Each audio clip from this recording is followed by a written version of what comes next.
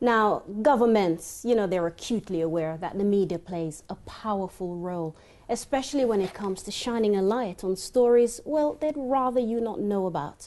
With traditional journalists sometimes targeted by the state, as we heard there and in the previous report, how are activists and other pioneers getting the Palestinian story to the world? Well, with me right now is the international activist Ken O'Keefe, and you've had first-hand knowledge of this, trying to get information out, but being prevented from doing so. Well, there's no question at all that telling the truth in this world is indeed a revolutionary act. And let us not confuse the journalists that work for what I consider to be prostituted organizations posing as news agencies such as the BBC and others. Those people cannot be put in the same category as those people who are on the ground telling the truth, uncensored, and doing their best to get that to the people. There's a huge distinction between those two. And clearly there are significant risks if you decide to expose the criminals, the major criminals of our world. So it's not just about what you're trying to say, it's how you want to say it, and therefore you will be treated in a different way depending on your stance. Well, there's no question. As we know, Press TV has just had its license lifted here. Why is that? So-called free and democratic society. If you tell the truth, you will find no favor with the powers that be in this world. So, particularly in Palestine, if you are telling the truth and exposing the American, the European, the Israeli system, and how it continues to maintain this very oppressive war criminal type of reality for the Palestinians, of course you're not going to find favor. In fact, it can be very risky. One of my friends, Mohammed Omar in Gaza, has a website, Rafah Today. He was exposing the demolitions of homes in Rafah. This is a very courageous thing to be doing in a place like Gaza. He won a prestigious award in Norway and went to receive that award, and on his way back to Palestine, he was taken in by the Israelis and beaten to the point of broken ribs and things like this. So if you wish to tell the truth, indeed you are making for a revolutionary act. Are social networking sites, blogging, is that helping to get the story out there? Well, there's no question at all that social networking plays a vital role in being able to expose the truth and get people together and carry out meaningful acts.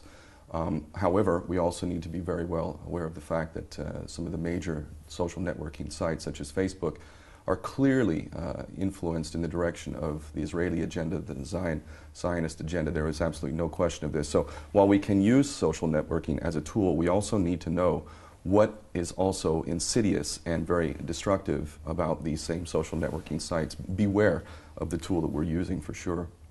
When it comes to citizen journalism, activists who are trying to, as well as bear witness, also get the information out there, sometimes they become the story. Have you been in that situation when you thought, uh-oh, I hope when they tell this story they get it right, because here I am in the middle of it and I don't know if I'm going to make it?